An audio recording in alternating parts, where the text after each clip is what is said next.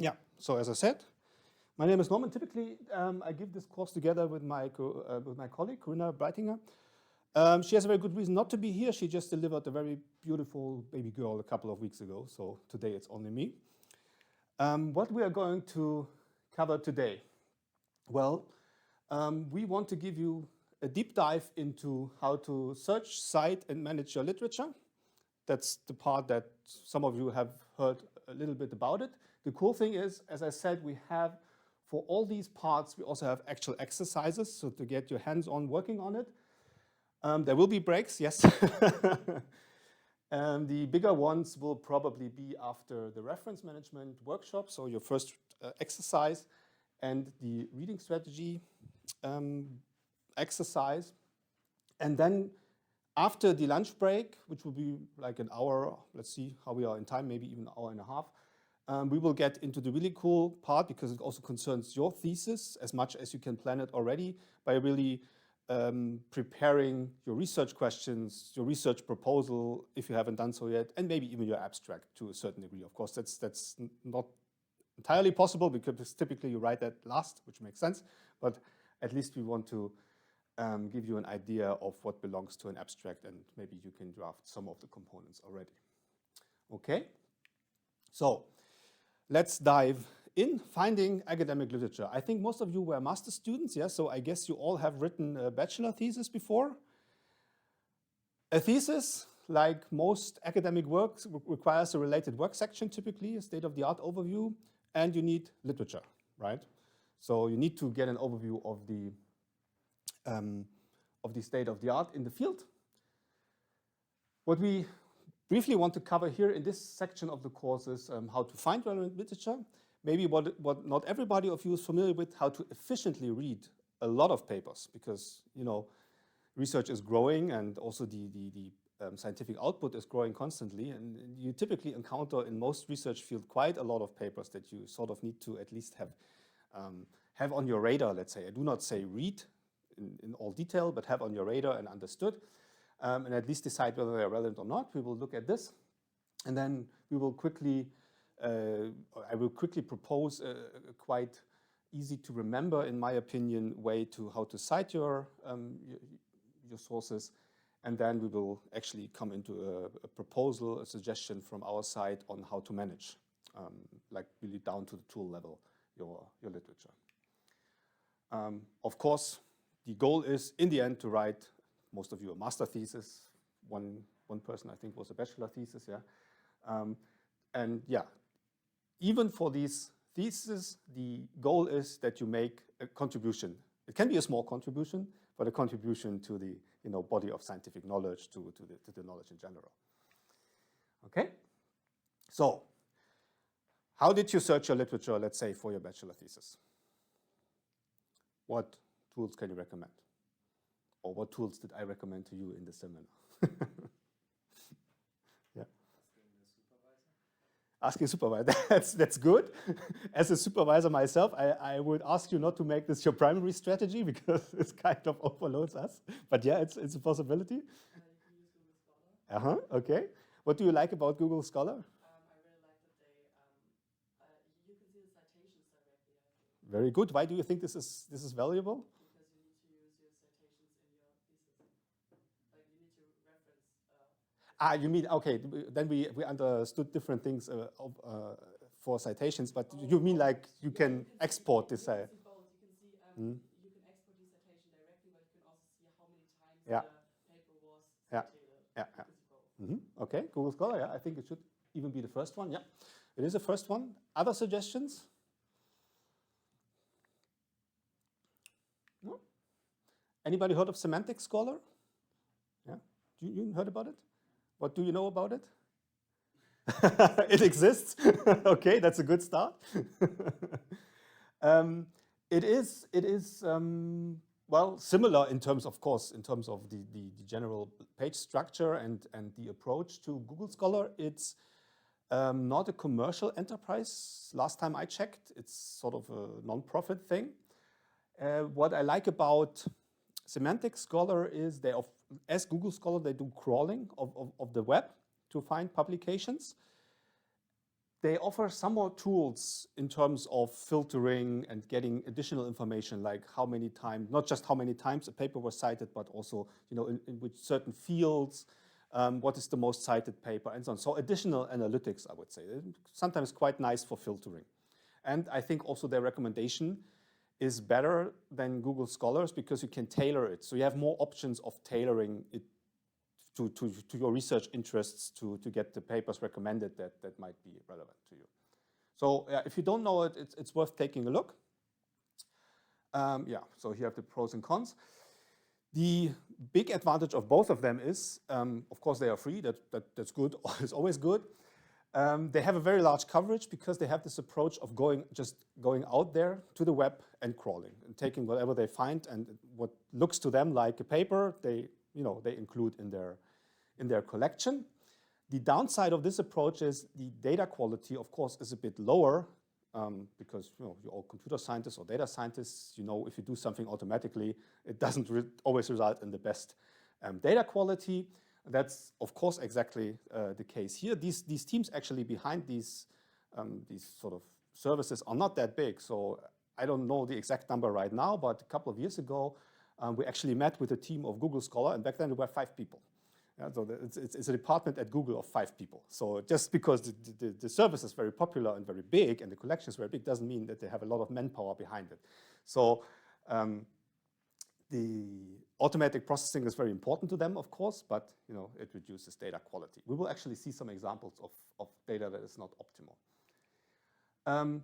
Other possibilities, there are commercial services, and I think Uni Göttingen also has some subscriptions to some of them.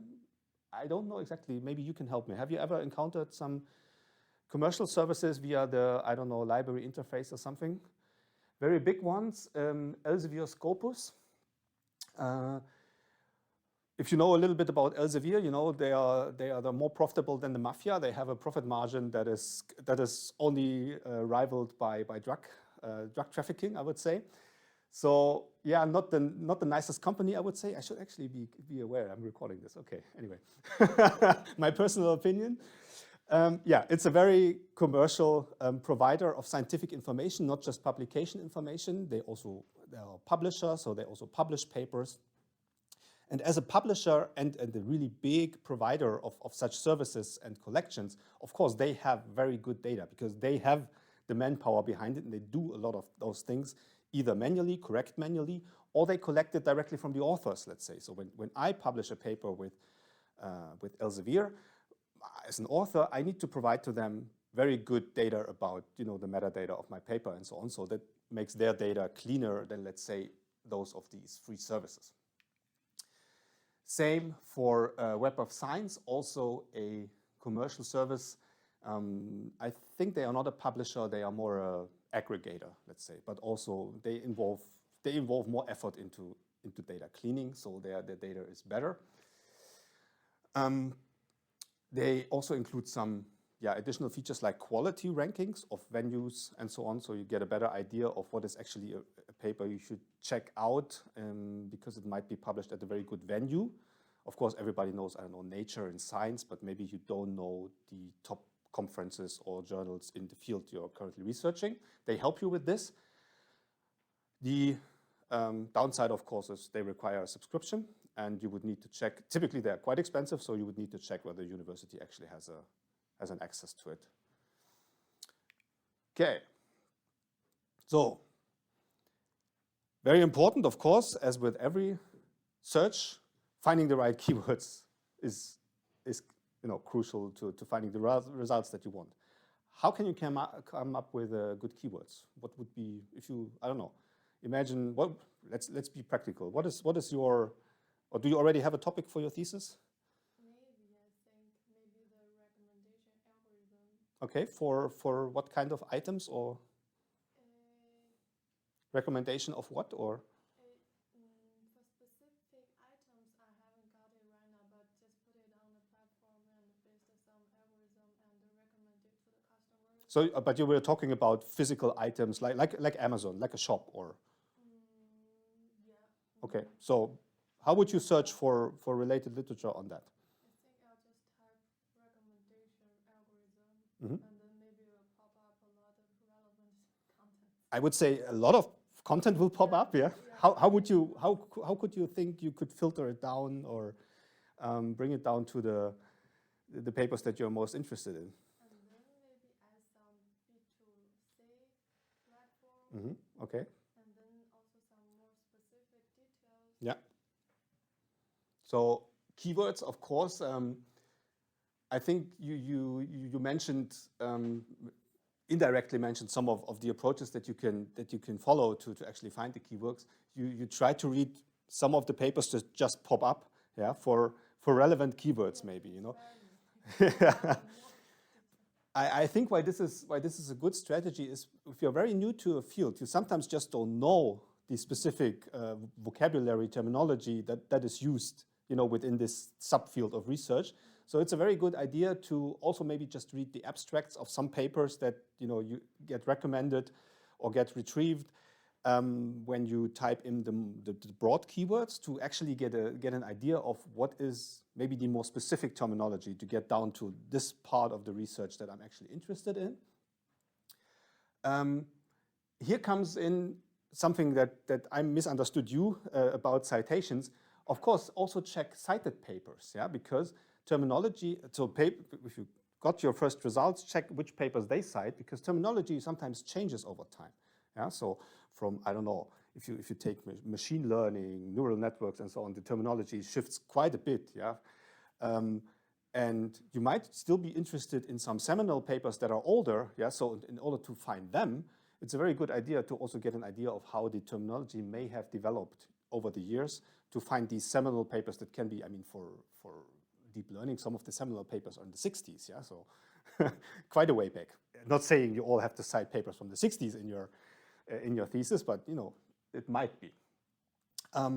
Synonyms are, of course, a good idea, yeah, to not every author uses the same terms to describe things.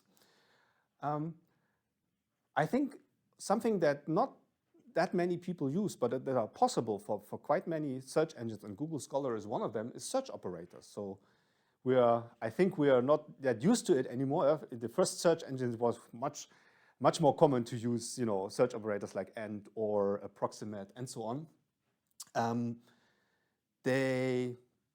We were kind of comfortable that Google or other search engines do the work for us, so we don't really need to use it that much anymore. But for scientific papers, and especially if you have a lot of results, it can actually make sense to, you know, use your knowledge that you already have, put it into queries in terms of query operators, search operators, to filter down better than maybe Google Scholar or other search engines can do it without having, you know, your prior knowledge already.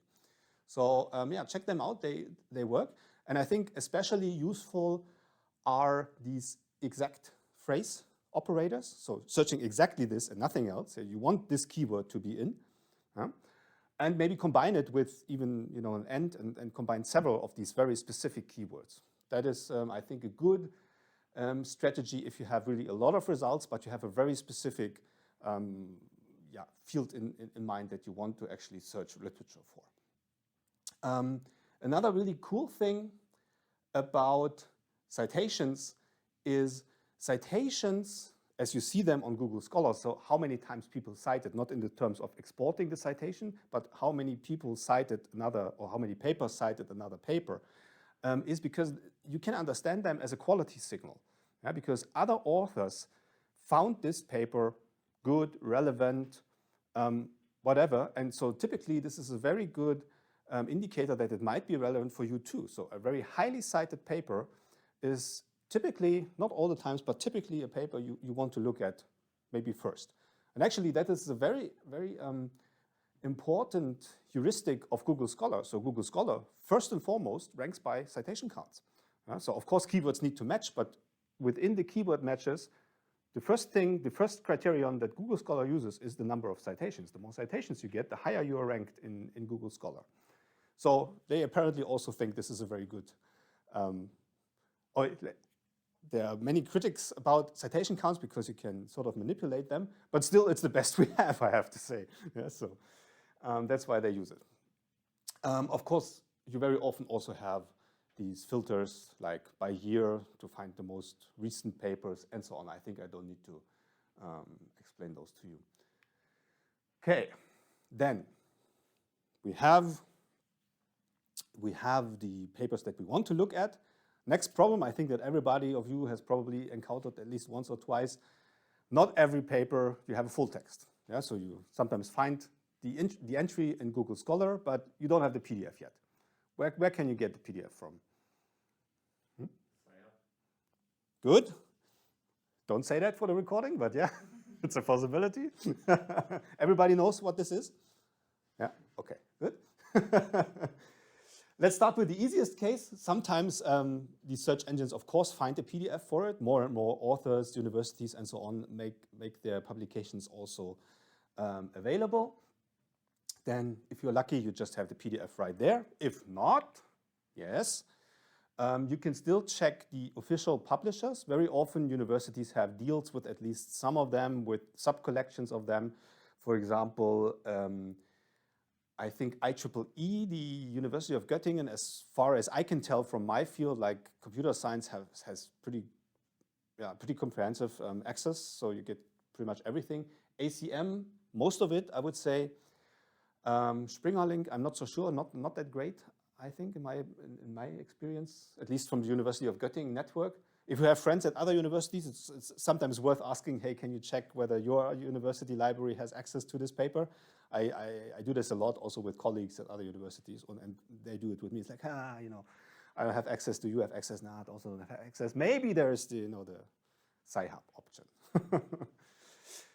Okay, so very good. Everybody heard of Archive?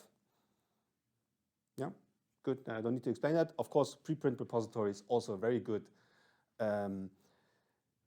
good source of full text directly deposited by the authors.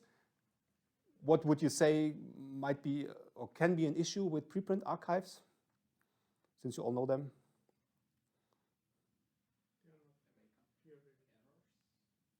Good.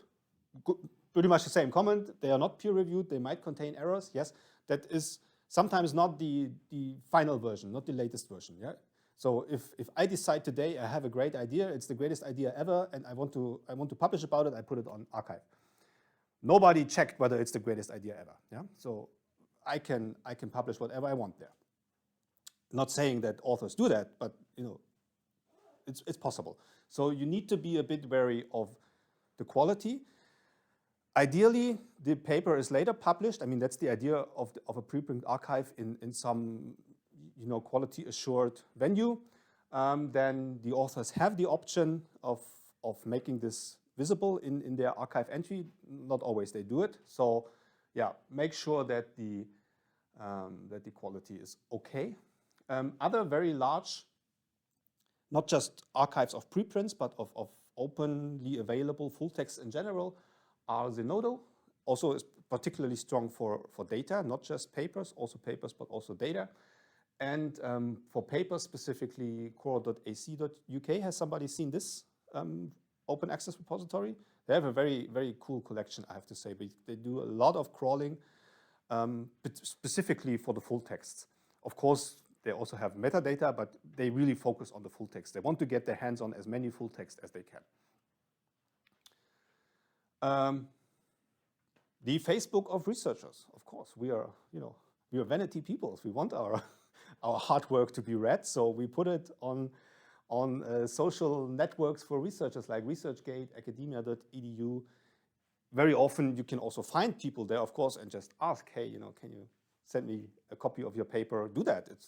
Authors are happy to do it because this is also legal. So even very, very often these subscription-based journals that you're not allowed to share just on the internet, you are allowed to share a one-on-one, a personal copy. So if I have a journal that is subscription-based, a journal article that is behind the paywall, as an author, I'm still allowed to provide you a copy free of charge. That's fine. So it's really a good idea to write to the authors and say, hey, sorry, my institution doesn't have access. I would really love your, and I would say 95% of the times they will send you a copy. Sometimes you have the problem that not all author emails are still valid. That can be tricky, but if you actually get in touch with an author, I have no case where they said no, I can't give you one.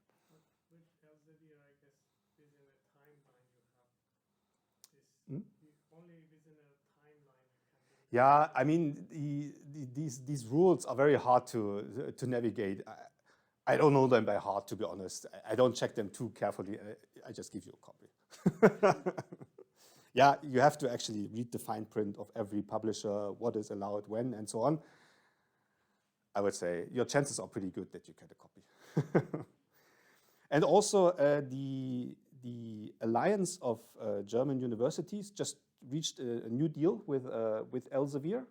I don't know if you followed this process a little bit. It's been going on for 3 years or so that German institutions were completely cut off from Elsevier because, as I said, they are more profitable than the truck traffic in. And Germany did, in my opinion, the right thing and said, we're no longer supporting this. We want better conditions. Elsevier said, no. we are, we are like the big guy here and we don't care. And they fought for 3 years where most German universities had no longer access to Elsevier articles. But I think a couple of weeks back they reached an agreement. And now they get access again and also get better conditions and also better conditions for open access publishing. So the access to Elsevier should get better now. Of course, also universities, like, what is it called in Göttingen? I forgot. Huh? Yeah, they have open access repositories typically where, employees, members of the university can publish, for example, their thesis in, but also if they are allowed, copies of their articles and conference papers in. Okay, so let's say we have the engine that we want to use. We have an idea of what to search for. How can we go deeper and find really what we are looking for? I mean, a very good idea is authors don't switch research fields too often. Check what else they have published. Maybe they have published something else that is relevant to your search, to your topic. Hello? Oh, I think the power is not working. That's not good. Yeah, it's not. Damn it. Why not?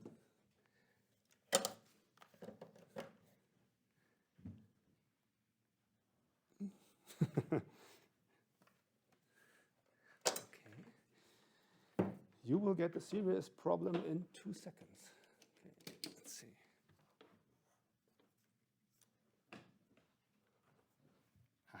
Good. Okay. Crisis averted.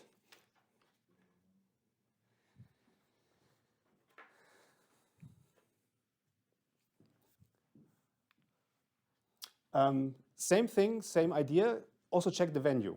Of course, you have conferences specializing in certain areas. You have journals in certain areas. It's good to just browse around. Do they have something else, or search specifically for this venue? Have they something else that is relevant to my inquiry? Be a bit aware. There is a thing called predatory journals. Have you heard about this term? Predatory journals? Predatory journals, just like, so there's journals, predatory journals, and there's Disneyland conferences. That's what we call them. So these are just not quality-focused venues, but venues that allow authors who apparently don't get into quality venues to publish because they need to. As a PhD student, for example, you don't get your PhD in most fields if you haven't published. As a researcher, you can't really advance your career if you haven't published enough. So, where there's a demand, there's typically also a supply, and some journals and conferences recognize this demand and provided the supply by just allowing authors to publish pretty much anything and make it look like an article or a quality conference contribution. So there are websites like the Beals list that try to discover or try to make those not so good venues transparent. Be sure that you don't fall for one of those. We already said, check also cited papers. This also goes for finding, more that is not just for finding the terms to search, but also for papers that might be relevant, of course, particularly those that a lot of papers cite. Yeah? So these approaches sort of complement each other. Yeah, I already mentioned that. Of course, the number of citations is a very good quality signal. Okay, any questions on that so far? No? I think all of you have cited, so this will be a quick sort of component of the work or of the course. Of course, I think you should be aware that as a researcher, as a student particularly also, you need to cite, foreign ideas, foreign content, specifically because it's the right thing to do, but also because the university makes sure that you do, or at least sanctions you if you don't. Yeah, you all have heard of plagiarism. If not, well, then check what the University of Göttingen says about plagiarism. It's definitely not okay. So citing is the right thing to do to, acknowledge the author, help them with their research careers, let's say, because citations are very important to be discovered, to get published, and so on. But also, of course, to be on the safe side in terms of your actual exam, that your thesis is as well, to avoid plagiarism.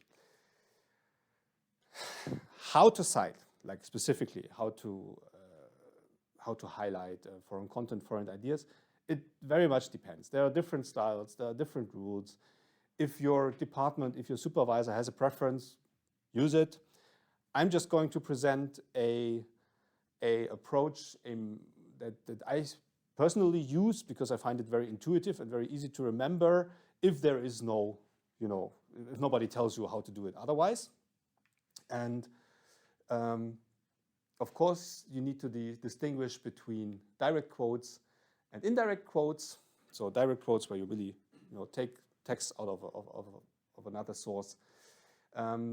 Is this a rule of thumb that with shorter quotes, let's say roughly 40 words, you put them in quotation marks. Otherwise, because it becomes a paragraph more or less, you don't necessarily have to use quotation marks, but you need to make them visually different from the rest of the text. Yeah? So, for example, like indent them, or I don't know, put a bar. Be creative, but typically you don't use quotation marks there anymore. Italic, that's all fine. Why I find this approach that I'm telling you quite easy to remember is because it just uses square brackets for everything. Yeah, pretty much. So you only need to remember like one convention for markup. So I use square brackets to mark additions or alterations. Yeah, so if you alter a literal quote and still mark it as a literal quote, you need to add that. And for example, if you make omissions, then you add 3 dots. In this case, in square brackets. It's also possible with other styles to add it in round brackets and so on. But you should mark any changes you make to literal quotes. I think that is clear. Have you seen this? SIC? Yeah, what does it mean? I don't know the literal translation. Me neither, but what does it represent? Yeah, it means if there's like a grammatical error or like, Yeah. Like an error in Yeah. the text. It means I was smarter than the author because they made a mistake and I found it. But even though I discovered it, I still know that this is a literal quote and I quote it as it was, given in the original source. It's some Latin. I also can't remember what it is. Yeah. Sometimes you have the problem that in your literal quote you have another quote. Yeah. So it's like with programming when you have these problems with double quotations.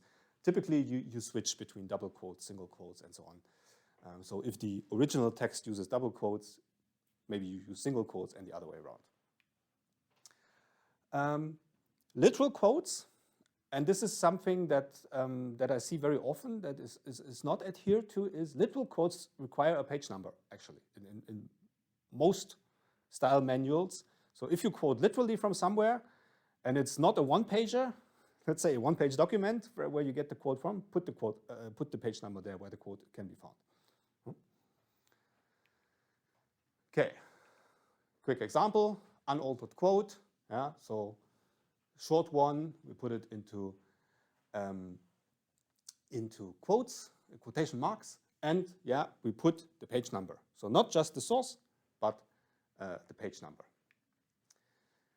If we alter something, we mark these alterations. As I said, in my easy scheme here, we always use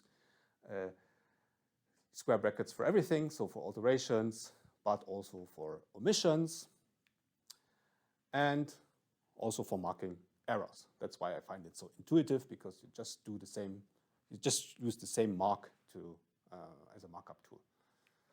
Yeah. You added CPA at the beginning of the sentence, but so could it be outside of the citation?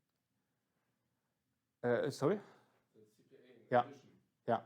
Could that be outside the citation and then it's not an addition because it's at the beginning? So Yeah, also possible in this case. Yeah, also possible. But then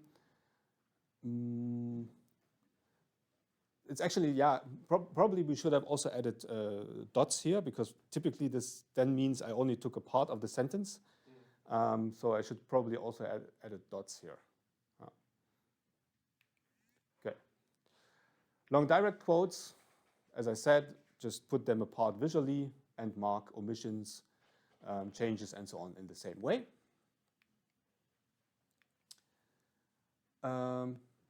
Yeah, I think you know what indirect quotes are. If you just, paraphrase a thought or just represent the thought, of course, then you can do something like this. What I would really, really recommend and ask you to do is, because it's you see that even from very established authors, but it's just bad style. Don't do something like source 4 or source 3, blah, blah, blah, said something. Just the reference marker and then use it as a sentence part. That's not good style. Yeah? Do it as in this example, like Moschke et al., for example, or authors, blah, blah, pointed out, or whatever. Yeah? But do not use one found, I don't know, yeah, result. It's just not good style. Better this way. Or say the authors or something, but make it a complete sentence. It's terrible to read such one found, blah. Yeah. I think that that is all clear to you. Yeah. So many researchers, different.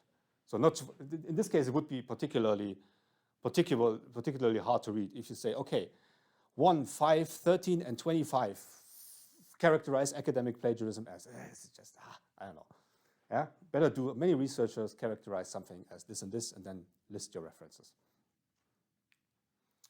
Okay, code libraries, data sets, and so on. How do you cite them? Please don't say not at all. Yeah. Data sets usually have an accommodating short paper you can cite. Good. Yeah, that is the ideal case. Correct. Yeah. You wanted to say something? Yeah, I think it's oftentimes it's referenced somewhere how we can cite like the Yeah. code or the It becomes more common, yeah. So same comment as you did, right?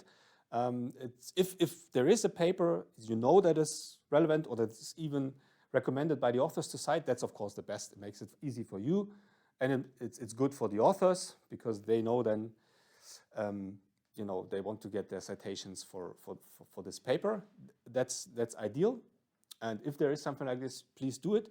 Otherwise, there is no real established rule or convention yet.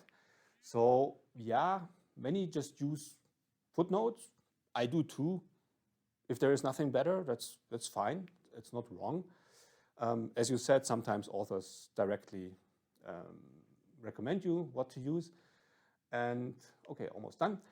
Sometimes I didn't put this into the slides, but GitHub specifically introduced a cool new feature where you can actually, even without having a paper, generate a citation for a data set or for a code library. Sometimes authors use that. So particularly if you use, I don't know, software from GitHub, for example, check whether the authors included this new feature from GitHub where you can say, okay, please cite, well, there is a citation, please use this. Have you also maybe tried to find the code in other works and see how other authors cited it? Of course, if you're willing to make this effort, sure, the authors will appreciate it. Yeah.